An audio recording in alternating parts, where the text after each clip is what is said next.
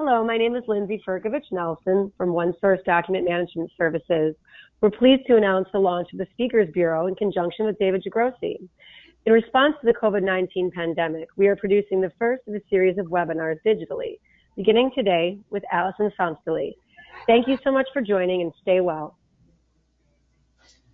All right, thank you, Lindsay. So we are so appreciative of OneSource providing educational opportunities during this time.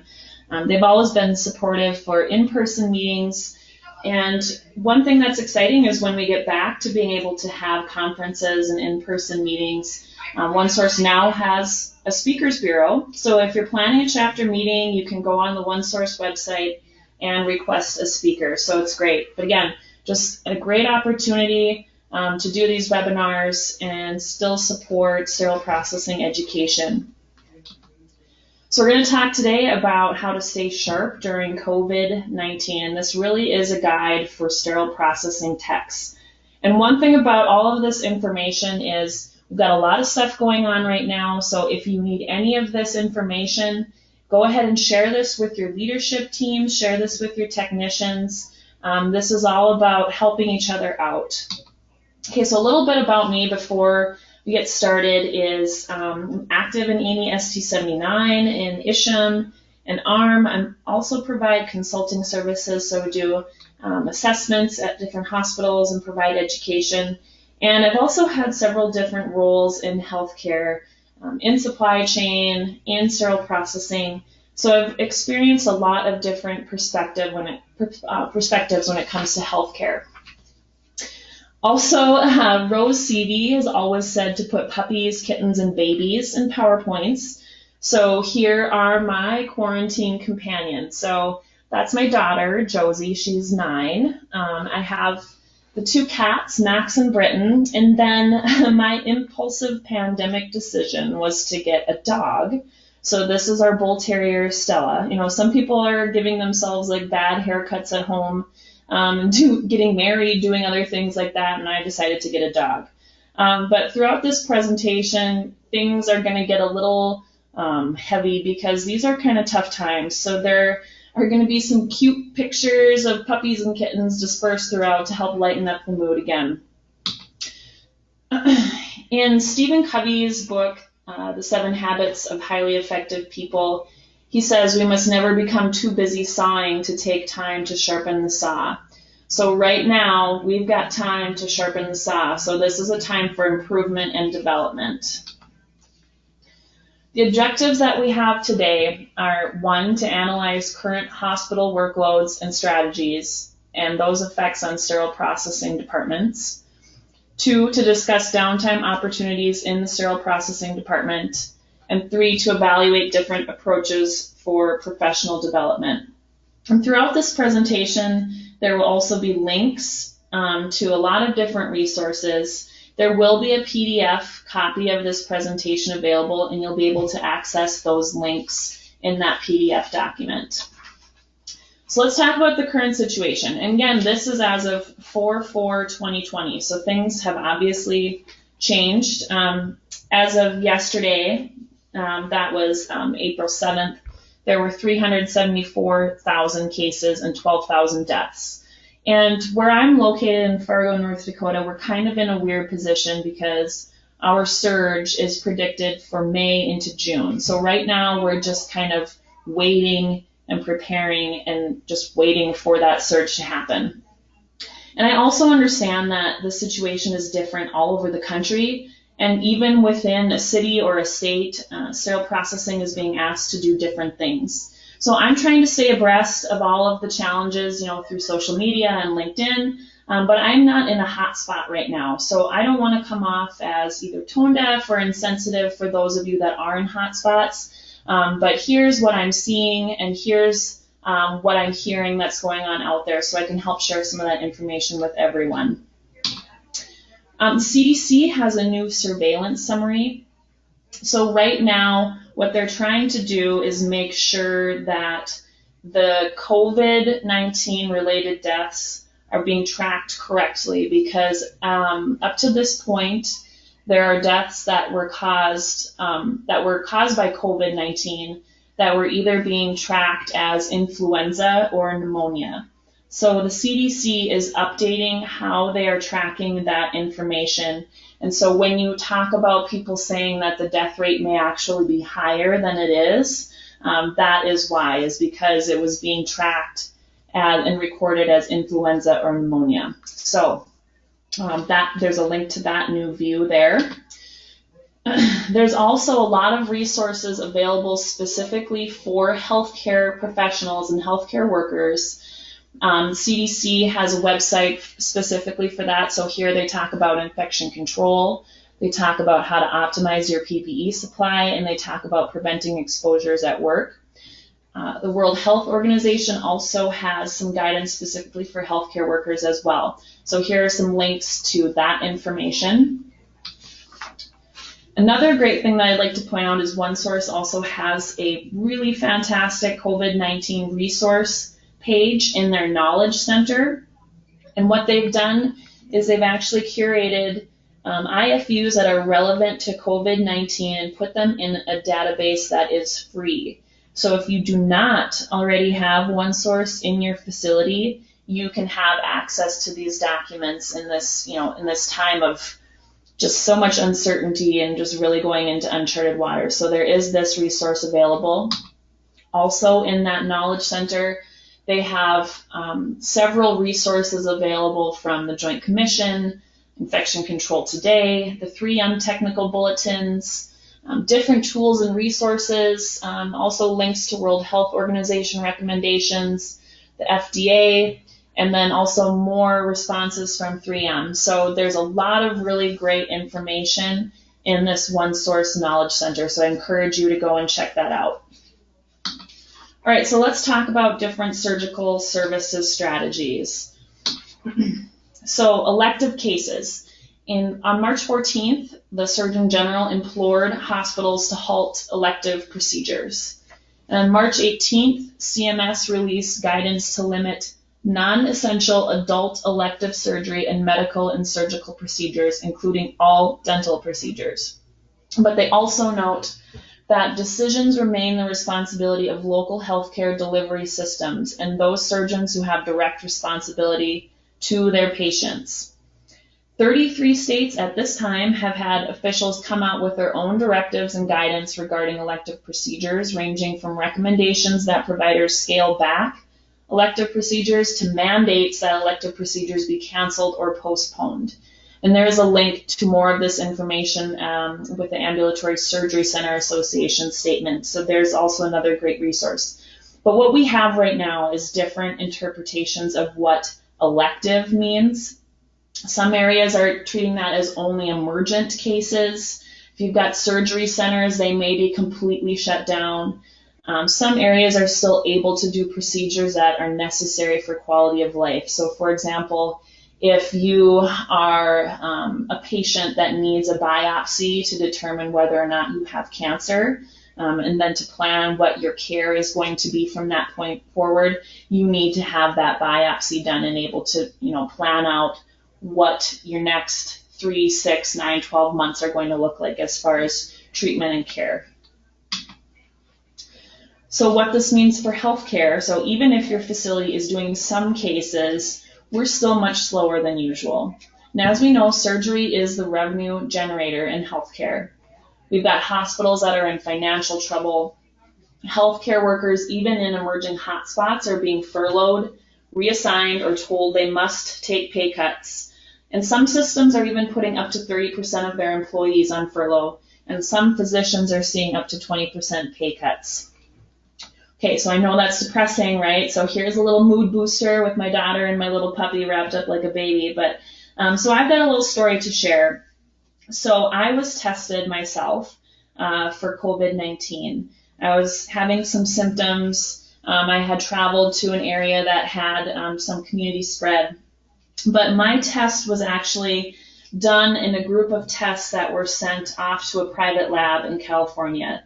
So it took 13 days for me to get my results, which were negative, but I couldn't work for 2 weeks. So my paycheck during that 2 weeks was really pathetic. So I can feel your pain, if you're kind of not working as much as you usually are. So what this means for us as sterile processing technicians is we have maybe reduced work hours, we may be repurposed elsewhere in the hospital, or we may be furloughed or laid off. So I'm going to go into detail for each of these. So if you have reduced work hours in your department, so this is if you're still at work in your home department, there's opportunities that you can still have work to do. So some of those are cleaning, date checking, package integrity checks, organizing and labeling, optimizing your count sheets or your tracking systems, and training competencies and policies, and you may have to start reprocessing N95 masks. I know that right now that is a buzz in our industry and we're really in uncharted waters. So I'm not going to get into a whole lot of details about this process because really that's a completely different presentation. That could be, you could spend an hour, 2 hours talking about this. But if you are asked to do this work, please make sure that you develop an internal process that limits the potential for exposure for your technicians when they're handling masks so they don't have exposure to the COVID-19 virus. And then also during that off-gassing, if they're using the vaporized hydrogen peroxide system to do that reprocessing, make sure that they aren't, being exposed to, excessive amounts of that vaporized hydrogen peroxide. The list for this is really endless, but here we're just going to go over these examples. So cleaning. So when was the actual last time your department got a thorough deep cleaning? We talked about in the ST79 work group, there's an amendment coming out that discusses environmental cleaning in the department.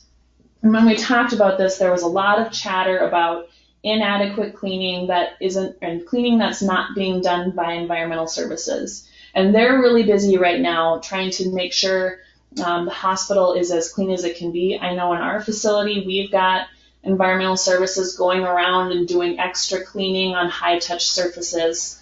And I know that Bob Mars actually is doing a series on LinkedIn right now about department cleaning, and he posted some pictures of behind the autoclaves, which seems like it's really scary, like Freddy Krueger is going to pop out from behind the autoclaves, but that really needs some love back there. So move equipment around so you can clean under it and behind it. So if you've ever dropped an instrument like back behind the sonic and you have to pull it out, you've seen that there's like dust bunnies and random little screws and plates and things that have just fallen back there. So make sure if you can pull equipment out, clean behind there, empty out all of your supply and instrument bins so they can be thoroughly cleaned and wipe off the shelves because all of that stuff gets dusty. There's dust bunnies hanging out in bins usually. Another area you can clean is the assembly tables. Those can get really dusty. There's a lot of little nooks and crannies where dust can collect. If you think about light fixtures that are over the table, you can take those apart, clean in those light fixtures, clean above them, on top of the assembly stations. If you've got computers at your workstations, you can blow out those keyboards, clean those out. One area that also gets pretty dusty is the fan of the computers. So if you still have like the bigger computer processors, make sure you blow out those fans because that's really just blowing dust all over the place if you think about it. So date checking and package integrity. So this is a task that is really hard to complete during normal caseloads.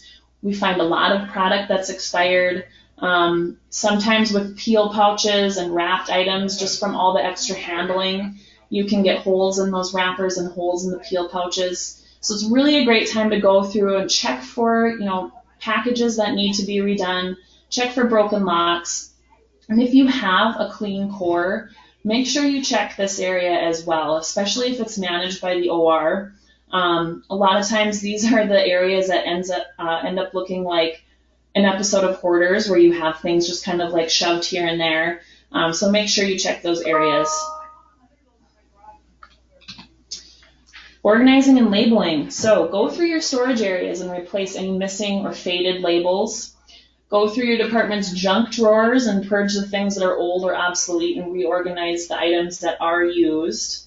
And if you have backup instruments that tend to get dusty, it's a good idea to just send them through the wash and put them away. And if you're doing that, make sure that you're checking the instruments to make sure they're not broken or damaged too, because a lot of times if you have extra instruments that you've assembled, you're more likely to just put them in their extra storage spot instead of actually inspecting them like they were going into an instrument set. And then also with those backup instruments, you can really work on fine-tuning your process of backup inventory. So how do you know you need more curved Kellys? You can do different visual systems. And one thing here, there's a link to a 5S guide. So what 5S is a component of Lean.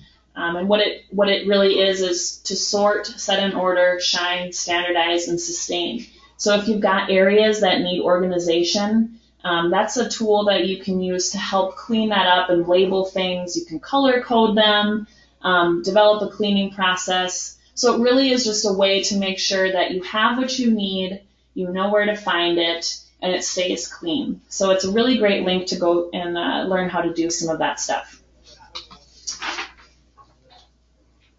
You can optimize your count sheets and your tracking systems.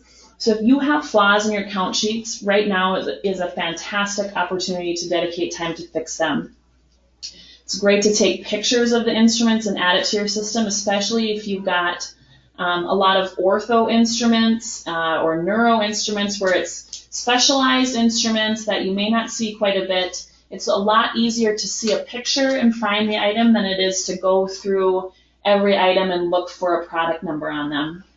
You can make these improvements now so that once we get busy again, the assembly is much faster and much more efficient. Also, if you're trying to set up an instrument maintenance program, this is a great time to do it. If you have a tracking system, you can set it up by number of uses or by just a period of time. If you don't have a tracking system, you can still set up a maintenance program. There's a lot of resources out there online to do that. I know right now we just had instrument level tracking approved for our tracking system, and what we're going to be working on is relabeling our instrument sets and getting ready to go live with that instrument tracking. And this is something that when we got this approval, this was before we had, all of these COVID factors that were playing into our workload. So we were actually really concerned about how we were going to be able to do this when we were so busy. So the timing for this was actually pretty good. So we still have some time to get all of our stuff ready to go to that instrument level tracking. It's a good time to review your reprocessing IFUs. So if you have a tracking system, most allow you to add reprocessing instructions. So if you have an item that's complex, or if people are frequently making mistakes with cleaning or with sterilization, you can add those instructions right into your tracking system. If you don't have that, you can make all sorts of guides and put as many pictures in there as you can. And that's still a good idea to do even if you have a tracking system, because a lot of people are very visual, and it's easier to look at a picture of someone doing it the right way than it is to read instructions. Manufacturers may update their IFUs frequently, so make sure you review those. And then explore getting a direct link from your tracking system to the IFU or to OneSource. You can go through your training and develop competency and policies. So policy writing is really nobody's favorite thing to do. I have not met a single person that's like, oh, I can't wait to write a new policy on this process we're doing, right? But one resource that we have is if you're an ISHA member, they have a wealth of information out there for competencies, for policies, for job descriptions, different forms and checklists. So if you do have to redo some of this stuff, you don't have to completely start from scratch or reinvent the wheel. You can take the stuff that's out there and just modify it to fit your process or what it is that you're doing. So take time to go through your existing policies, see what you need to update and make those changes. Also training and competency testing. So this is something that, again, is a thing where it's on our wish list if only we had more time to do it and really develop it. Now is the time to do that. Think about when we are busy again, there's going to be people that need to be hired, might be brand new people. So having the training documents, having the onboarding stuff all ready to go will be really important. Here's another mood booster. So this is my cat, Max. I've seen a lot of people talking about how their cats are really angry that they're home because it's the cat's house, right? But when I was home for those 13 days, it was like the cats were in heaven because all they did was snuggle with me basically all day. So here's a picture of little Maxie boy snuggling with me. Okay, so let's talk about reassignment. So this is if you're still in your hospital, but maybe you've been sent to help in another area, or you've gone into a general labor pool to help in other areas. So the really important thing is to look at this as an opportunity to learn something new. And we've got some different examples here. So let's say you are asked to help in supply chain logistics. Supply chain is basically like our cousin. So we do a lot of the same similar work. It's just applied to different areas. You can do patient intake. So we have a lot of different departments that have been reassigned to taking patients or employees and like taking their temperature when they walk in the building. You can help with environmental services. You can help with food services. Again, there's no job right now that is not important in healthcare. So here's the great JFK. So ask not what your hospital can do for you. Ask what you can do for your hospital. So we need all of you right now. Here's Stella, the bull terrier, when she was just a little pup. Right now, she looks pretty cute, but she also is a biter. So when she comes to you, it's exciting because you don't know if she wants to play or if she wants to bite your pant leg, so or your ankle. So this is our little Stella girl. Furlough techs. So if you've been furloughed or laid off, or if you have your hours reduced by quite a bit, we're going to talk about some different opportunities for you. So now is a critical time. We can do job seeking. We'll talk about that. We'll talk about getting different certifications, and we'll talk about doing some professional development. And now is really the time, if you have opportunities, it's time to start hustling. You have opportunities, and think about different ways where you can come out of this ahead of the game. So when it comes to job seeking, if you have positions at the hospital that are still open, if you're already in, it's a really great way to build your resume and put different experience on there. If you're trying to get into sterile processing, if you haven't actually secured a job yet, this is a great way to get your foot in the door. I know from a manager perspective, it was always easier for us to hire transfer employees in the hospital because we had a second opinion that we could go to ask about, that employee's performance, ask them about their attendance. It's a lot easier to get that information, from someone that they've been reporting to than from, a 20-minute interview where someone's being on their best behavior. So we're going to talk about some external opportunities. So if you have SPD experience, some of these things are no-brainers. So for example, Battelle, which is basically a large-scale vaporized hydrogen peroxide chamber. They're hiring 2,300 decontamination techs to help reprocess N95 masks.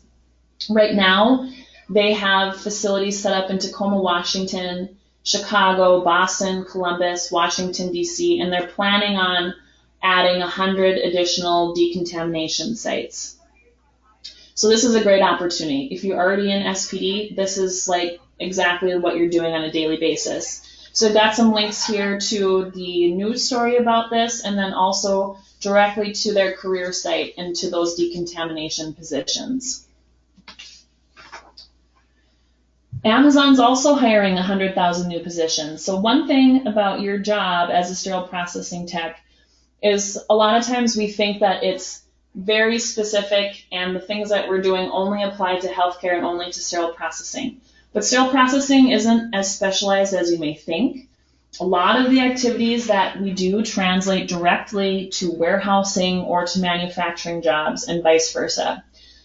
So if you're looking at jobs outside of healthcare, the things that you're doing as a sterile processing technician can help you get those jobs in other warehousing, logistics, manufacturing areas. But here we also have links to Amazon's blog about their hiring and also to their career site. Instacart grocery delivery is planning on hiring 300,000 additional shoppers. I know right now in Fargo, I haven't gone into a grocery store to do my shopping for probably a month now. I've been doing just strictly delivery. And right now in Fargo, there are 0 delivery times available when you go to do the online shopping. So this is going to continue to grow, and it will really be booming soon. So again, there's links to the article and also to their career site here. Walmart, Dollar Tree, and 7-Eleven are hiring 200,000 employees across the country. So again, there's the article link to that. The bad news is that currently there are 6.6 million unemployment claims. That number is probably higher now than when I put this presentation together. But how are you going to be able to get one of these jobs when there's 6.6 million people that are looking for work? So your experience as a sterile processing technician, again, directly relates to these jobs and can help you get these positions. Again, here's another mood booster. So here's Stella and my daughter snuggling on the couch. This is probably after she's been running around all day and tired, because she usually doesn't snuggle so nicely. So let's look at the job summary. So what I want to talk about is looking at job descriptions for keywords that we can use for brushing up your resume for when you apply for these jobs. So as a manager, the basics that I looked for in a job application were a cover letter and also a resume. And there's suggestions out there, and I totally agree with this, that you should try to tailor your resume for each job that you're applying for. I've gotten some resumes and cover letters actually that were for other jobs. So that person accidentally selected the wrong file when they uploaded it into the job application. So make sure you don't do that, because that doesn't look very good. But let's look at this Battelle job summary. So the basic operation of the system includes receiving the contaminated PPE from hospitals, so double bagged and contained in a rigid box, donning PPE and transporting the boxes to the decontamination chamber, tracking inventory of PPE, placing PPE into the decontamination chamber on racks, removing PPE from the chamber after it is exposed to hydrogen peroxide vapor and aerated, tagging, documenting, and packaging it for delivery back to the hospital. So this is exactly what we do every day at work. It's just put into a third-party system, right? So this directly translates. This is a no-brainer. Let's look at the Amazon warehouse team member job description. So this is for their fulfillment centers. So what the job description is work inside an Amazon warehouse, selecting, packing, and shipping customer orders. If you like a fast-paced physical position that gets you up and moving, then come help bring orders to life. Work a set full-time schedule. Shift options include overnight and days, and usually at least one weekend day. So again, this sounds exactly like what we do on a daily basis in sterile processing. One thing I'd like to point out is assembling an instrument set or picking a case cart in its most basic form is a bill of materials. It requires visual inspection, quality controls, and this is work that you have been doing all along when you've been working in sterile processing. So writing a resume for the job, so frame up the experience that you have to fit that job description. So again, how can you take your work that you're doing, assembling instrument sets, taking orders on the phone, talking to the OR, picking case cards, managing inventory, how can you write that job description to fit the application and the job description that you're applying for? So if I were to write a resume, this is how I would put my experience in sterile processing. I would say fulfilling supply orders and surgical instrument bill of materials in a fast-paced, variable environment. So you notice here in the Amazon job description, it talks about fast pace. It talks about selecting, packing, and shipping customer orders. So we're filling that need. Maintaining accuracy and adhering to process assurance protocols to guarantee patient safety. Providing customer service for telephone and in-person orders. So if you are on the phone with the OR, if you do have that relationship with them where you talk to them and try to work through all the different problems that happen throughout the day, make sure you highlight that. Amazon in particular, they talk about when they provide customer service on the telephone, they want to give people the warm and fuzzies instead of the cold and pricklies. So if talking on the phone to customers is something that's in your wheelhouse, make sure you highlight that. And then following a robust safety program, including appropriate PPE, following bloodborne pathogens, mechanical safety, and physical requirements. So this is how you can basically package up all of the work that you're doing and apply it to a logistics or a warehousing position. Certification. So now is an excellent time to prepare for certification exams because you've got time to study, you have time to get everything in order. Basic certifications like CRCST and CBSPD are going to help secure a job as a sterile processing technician. So if you have that certification, it's going to really help you land a job once we start getting busy again. Advanced certifications like CIS or CHL or CER are going to help you gain an edge over other technicians or for other leadership roles. So again, imagine when we start opening up surgery again, there's going to be a lot of technicians that are going to be trying to apply for these different jobs. So how are you going to get a leg up on all of those other technicians that are trying to get that same position? Professional development. So consider joining AMY work groups, and I have this on the next slide as a how-to. One thing about AMY work groups is we need more user representation. The groups are really heavy on industry representation, and this is a factor because now imagine we're talking about how frequently we should be running biological indicators in sterilization loads. So when you look around the table, the people that are discussing that frequency, all of the people that manufacture biological indicators are sitting at the table. And what we need is we need to have people that actually do the work and can speak to what's going on in the departments, to have those conversations and to provide that perspective for that group. Because we don't want the industry people to just decide that information. So joining an AMY committee. So this is specifically for joining ST79, which is work group 40 in AMY. One thing that's kind of confusing about the AMY work groups is the number of the standard or the tier document is different than the work group number. But there is a guide for that, which I'll show you. But the first step is to go to amy.org. There is a menu that says click on standards development and then join a committee. Once you get to that page, you're going to scroll down and click AMY committee application. So that's in that green box there. You'll see underneath it that there is a list of technical committees. So if you're looking to join other committees, that's how you can do that. There's a list that shows you what the standard or the tier group is, and then what the work group is that's associated with it. And then the next step is to fill out the application form, enter work group 40 under committee, working group, tag, and then send that form to standards@amy.org. So this is actually the easiest part of joining AMY. Once you join, there's an online portal that you have access to, and that's where you do the majority of the voting, the commenting, things like that, and that can get a little confusing. So if you do join, or if you have questions about joining and how to do that, one great resource is that actual standards book. So when you open that book, the first page is a list of all of the committee members that sit on that work group. So you can go through that whole list of people. If you see a name of someone you know, reach out to them. Or if you don't know anyone on that list, feel free to reach out anyways. Most of us are more than willing to help people participate and show people the ropes on how to do this stuff.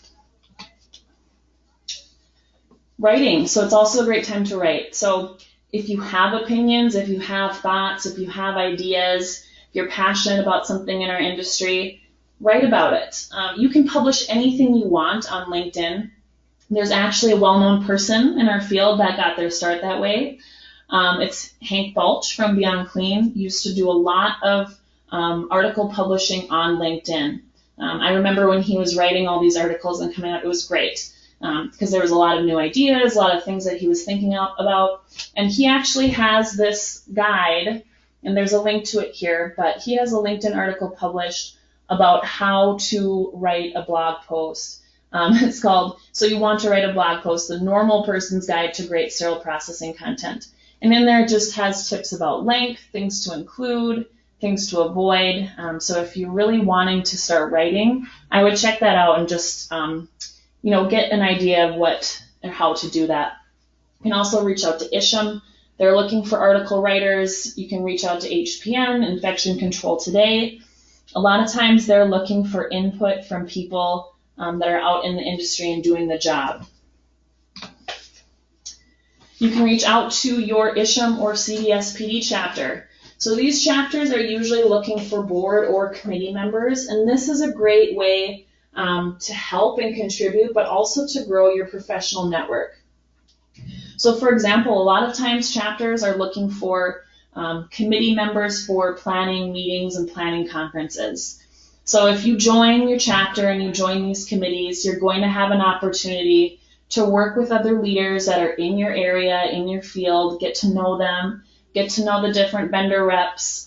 So it's a really great way to join your profession or to grow your professional network.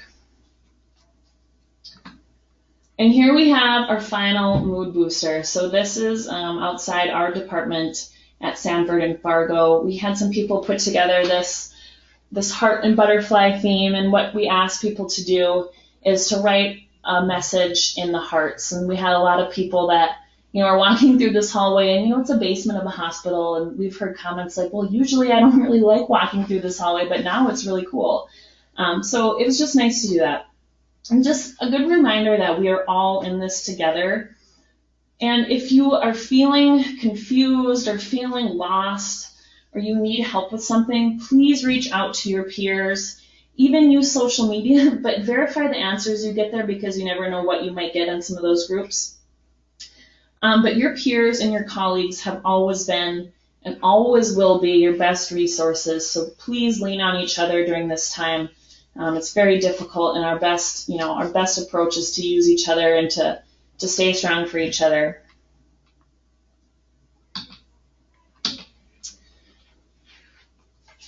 Okay, so there is the CE credit code here. So if you enter this link into your browser, you will be able to get the CEU credit here. So take some time to copy this link down, and this presentation again will be available in a PDF form with all of the links that are available. So thank you for your time today. Please stay safe because we need you out there.